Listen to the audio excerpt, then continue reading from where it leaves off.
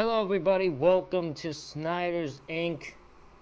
And today we got another Mr. Ballen. We're going to be doing Mr. Ballen for the next few days. Because you're going to have a new one tomorrow, which we'll do. And there's one more video I wanted to do, which I'll do on Monday. And then we'll go do some other stuff. But I just wanted to get this one done. I want to get a few more done. So we're going to do some Mr. Ballen next few days. Let the gentlemen know. Here's what I need y'all to do. Need y'all to hit the like button. Need y'all to hit the subscribe button. Need y'all to comment what you think of this story down below. This one is called Passenger Sucked Out of Plane Window. Y'all know what to do. You guys ready? Of course you're ready. Let's go. Today's story was all over the news a couple of years ago, but there was a mind-blowing detail about this story that very few news outlets chose to report.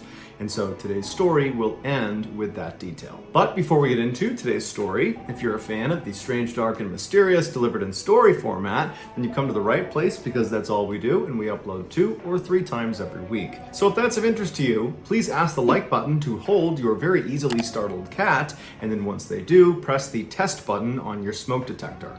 Also, please subscribe to our channel and turn on all notifications so you don't miss any of our weekly uploads. All right, let's get into today's story.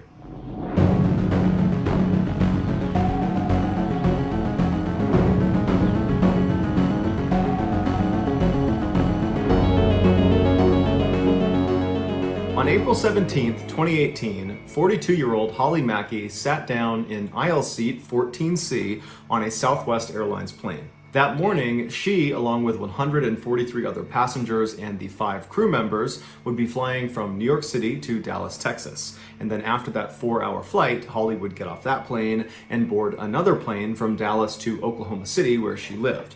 But luckily, that flight was only about an hour long. After Holly... Man, she flying a lot. I've never flew. Never flew before. I want to fly, but I need to get a passport. And I need money, because you need money to go places. I don't got much money. I need to find a way to get money. buckled her lap belt, she put her carry-on bag under the seat in front of her, and then she waited to see who was going to be sitting in the 2 seats to her left. A few seconds later, a 43-year-old bank executive and mother of 2 named Jennifer Reardon came walking down the aisle and stopped right outside of row 14 and turned into the aisle towards Holly. And Holly, who was kind of keeping her head down, she noticed there was this person standing outside of her aisle, and so she turned and looked up, and looking down at her was this big bright smile, and Jennifer said to her, "Hey, can I sit next to you? Is anybody using those seats?" And Holly would say, "Nope, I'm here by myself, go right ahead." Unlike other airlines that would assign seats to all of their passengers before they boarded, Southwest Airlines has an open seating plan. What they do is they basically group passengers into boarding groups, but then once that group is on the plane, it's first come, first serve. After Jennifer slid past Holly and made her way to the window seat where she sat down, which was seat 14A, she buckled her lap belt, and then just like Holly, she took her carry-on bag and stuffed it under the seat in front of her, and then she pulled a paperback book out of her bag and started reading it. For the next few minutes, as more and more passengers came onto the plane, nobody took the seat between Holly and Jennifer, because generally speaking, people don't like riding in the middle seat if there is a window or aisle seat available, because it's just not very comfortable sitting between 2 people for hours at a time. But eventually, the only seats... Fair enough, I would do that too. I'd be that way too. I would rather have I would look so closely, make sure there was no other window seats available before I took that seat, because I would not want to be in the middle of 2 people. I'm already too agitated and anxiety-filled to do that. Seats left were middle seats. And at some point, this preteen girl who had her head buried in her phone, she comes onto the plane and she works her way down and she stops outside of row 14 and she very politely asks Holly if she can sit between her and Jennifer. And Holly says, absolutely. And so this girl slips past Holly and she sits down in seat 14B. She puts her lap belt on, she takes her carry-on, puts it under the seat in front of her, and then she just goes back to looking at her phone. Now that all of Holly's seatmates had arrived and she would not need to be getting out of the way way for more people to come into a row, Holly kind of relaxed for a minute and she pulled out her iPad and she began scanning through the news as she waited for the plane to finish boarding. After all the passengers had been seated, one of the flight attendants closed the airplane door and then they grabbed the microphone and welcomed everyone aboard the plane and thanked them for choosing Southwest Airlines. And then they reminded everyone on board to make sure their seatbelt was fastened, that their tray was in the upright position, that their seat was upright as well, that they'd stowed big electronics. And then with the help of several other flight attendants, they went over some basic safety procedures in case of a mid-air emergency. Most of the passengers on this flight were really not paying attention to the safety brief. They were trying to sleep, or they were stowing their stuff, or they were sending one last text message. But Holly, on the other hand, she was paying careful attention. Now, this wasn't totally unusual for her. She was generally safety conscious, but for some reason on this flight, she just had a sense that something bad was about to happen. There was this deep sense of foreboding that she normally didn't feel on flight. Oh, I'm getting off a plane if I feel that. If I get on a plane, if I even am new an airplane, I'm about to get on, and I have this sense that something bad's gonna happen, I am getting off that. I'm not getting on that plane because I am not taking that damn risk. I'm not. Usually, if you sense something, it's usually right. So, I wouldn't want to be dealing with that. Flights. And so she found herself really carefully paying attention to these procedures in case something did go wrong. After the brief was over, the attendant who was holding the microphone thanked everyone for listening and then said, "Sit back, relax, and enjoy your flight." But Holly couldn't do that. Because one, she really did have this weird sense that something was off about this flight, that something bad was going to happen, and she just didn't know why. And then number two, she remembered that she had drank this huge cup of iced coffee before she boarded the plane, and so now she really had to use the bathroom. But the plane had already begun taxiing over to the runway, and an attendant had told her she had to sit down. You can't go to the bathroom now. You gotta wait until we're up in the air. And so Holly, who was now feeling very mentally and physically uncomfortable, found herself kind of anxiously looking to her left out the window as the plane continued to taxi to the top of the runway. And then once the plane was set, it paused for a second, and then the engines fired, and Holly and the girl next to her and Jennifer all got sucked back into their seat as the plane began hurtling down the track. And so Holly, the girl, and Jennifer, they're all turned, they're looking out the window as the plane is just bombing straight ahead. They're watching the airport kind of disappear out of view, and then they feel the plane begin to get lift, and then they take off. As the plane rapidly ascended, Holly turned away from the window and just sat back and closed her eyes and was just picturing that moment when they reached their cruising altitude, and she would hear that chime in the cabin, and then the captain would come on the intercom and say, "We've reached our cruising altitude, it's now safe to get up and walk around," at which point Holly was going to run to the bathroom. And so when the plane finally got to a point where Holly felt like they were starting to level out, they probably were going to be at their cruising altitude soon, Holly preemptively undid her seatbelt and turned to face the aisle, getting ready for that chime in the cabin so she could get to the bathroom as soon as possible. But that chime didn't happen. Instead, when they reached their cruising altitude, the captain came on the intercom and she would tell everyone that they had reached their cruising altitude, but no one can leave their seats yet. They were expecting some fairly rough air, some turbulence. And so Holly was totally frustrated and disappointed, and she let out this audible grunt out of frustration. And Jennifer, who had her head in her book, she hears this grunt and she turns to look at Holly to make sure she's okay. And at the exact same time, Holly found herself kind of looking down and turning towards the window to look out the window, and she made eye contact with Jennifer. And immediately Holly recognized that Jennifer thought something was wrong with her, and she was kind of looking at her to make sure she was okay. And Holly just goes, "I really have to go to the bathroom." And so at this, the two women kind of laughed about Holly's plight because it was kind of funny that she desperately needed to go but wasn't allowed to. And so eventually Jennifer just said, "I'm sure they'll let you go soon." And then Jennifer went back to her book. I'll be back, because if I couldn't go soon enough, they're about to find out what happens when you don't let a grown-ass man go, grown-ass man or woman go to the bathroom. That could be a result that comes out that ain't good, so you don't want that, so, And Holly went back to anxiously waiting to use the bathroom, and the girl sitting between them did not care at all. She was not listening to them. She was on the phone. She's on the phone. She's a preteen. That was the way you described her as a preteen. She was just on the phone, not paying attention to anybody. She didn't care. She had her head buried in her phone. After several minutes, Holly started to worry that it might be a while before she was allowed to get up and move around, because she's looking at the flight attendants and they're all buckled into their jump seats and they were hitting some turbulence. And so Holly's thinking, okay, I got to do something to take my mind off of this discomfort. Not only the physical discomfort of needing to use the bathroom, but also that strange foreboding. It just was not going away. And she didn't know what it was, but she just had the sense that something bad was going to happen. And so Holly decided she would do some work. And so at 11:04 a.m. Eastern, she reached down below the seat in front of her and began fishing around in her bag for her laptop. Before she could grab it, she heard two deafeningly loud sounds in rapid succession. The first was a popping sound that came from outside of the plane near the left wing.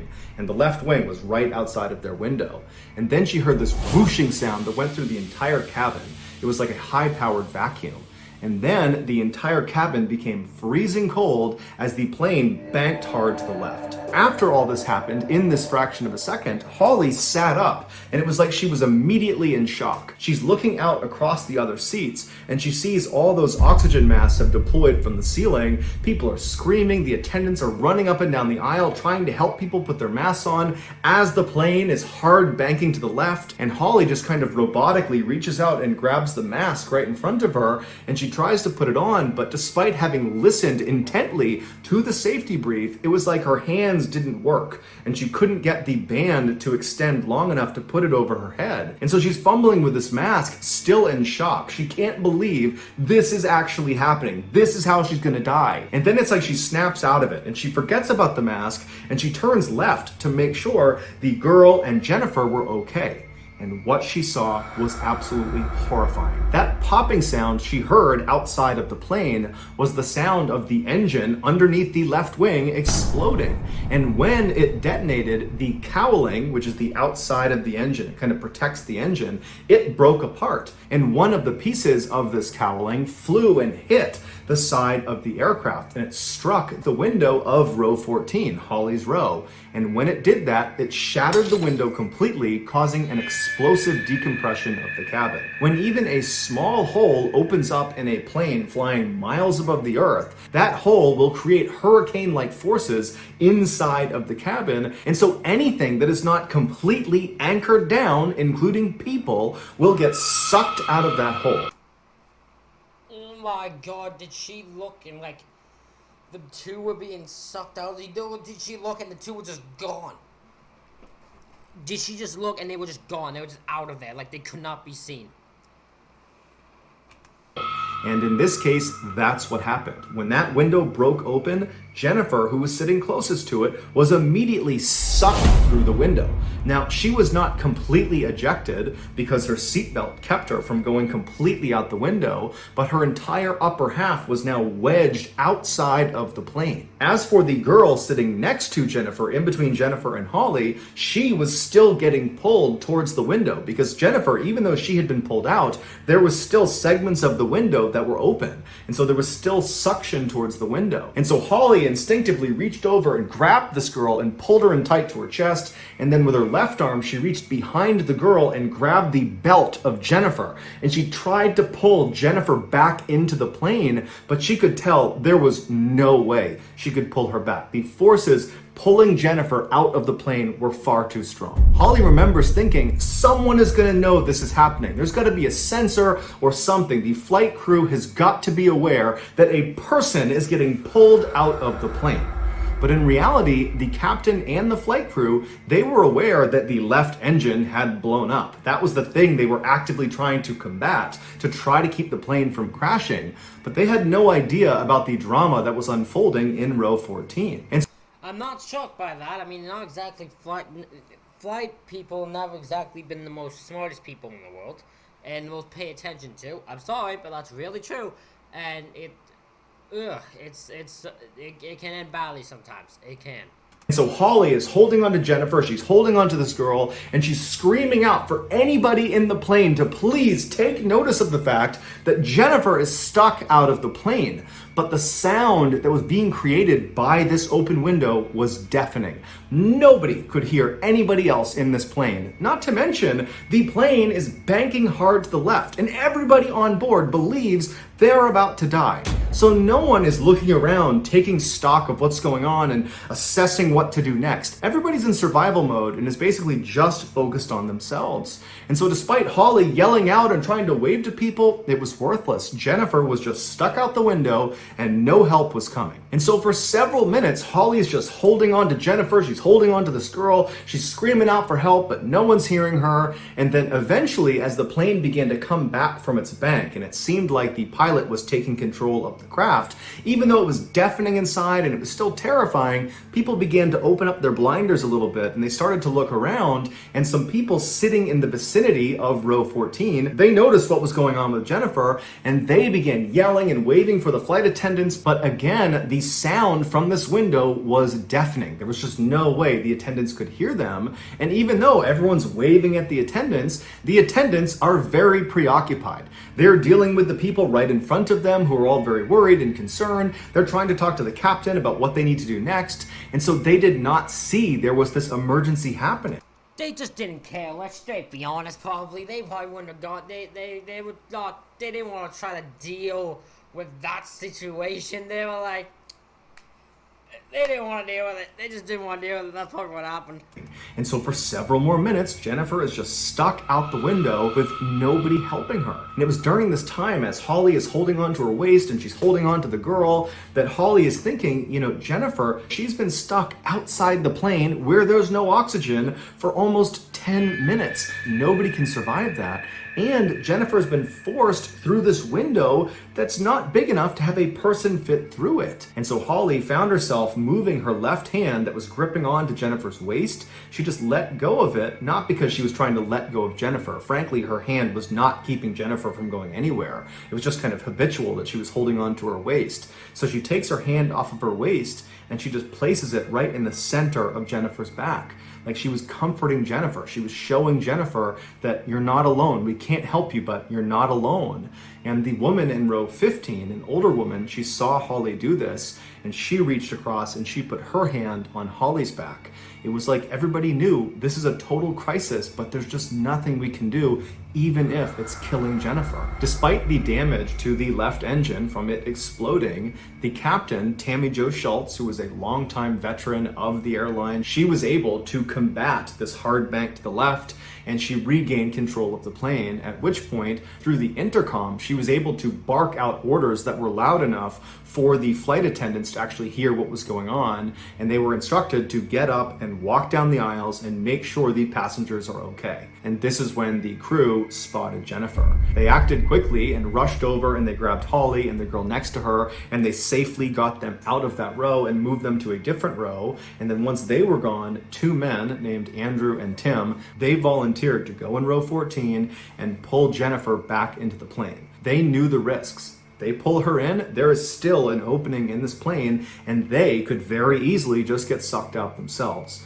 But they didn't care. They knew they needed to help this woman. And so without any hesitation, the two men walked into row 14, they got in position, and with all their might, they were able to pull Jennifer in. They got her into the aisle, and then the two men were able to leave row 14 without being sucked out. And so Jennifer is laying in the aisle, and a passenger who happened to be a nurse, who was named Peggy, she rushed over and she began performing CPR. At this point, Holly remembers looking around the cabin and seeing that everybody was just perfectly still. It was still deafeningly loud inside of the cabin because this window is still sucking air out. So it's very, very loud, but she's looking out and there was just this aura of calm inside the plane. No one was running around, no one was panicking. Everyone was just kind of sitting, watching as Peggy was trying to save Jennifer's life. At 11:21 a.m., so 17 minutes after that pop was heard outside of the plane, the captain of this plane is able to successfully perform an emergency landing at an airport in Philadelphia. And as soon as they touched down on the runway, the captain had already coordinated with a medical team who was standing by, and they rushed on, they grabbed Jennifer, they rushed her out, they got her to the hospital, but unfortunately she didn't make it. She died from blunt force trauma from having been forced out of that window.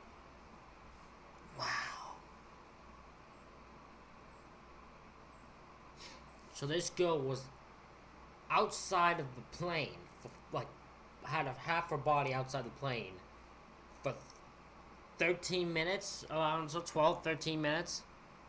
She ended up They finally pulled her out. They finally did a safe landing. They were able to emergency landing. They were able to get her to a hospital, but in the end, she died from blood force trauma from being yanked out of the. Wow. That is insane. And that is heartbreaking at the same time.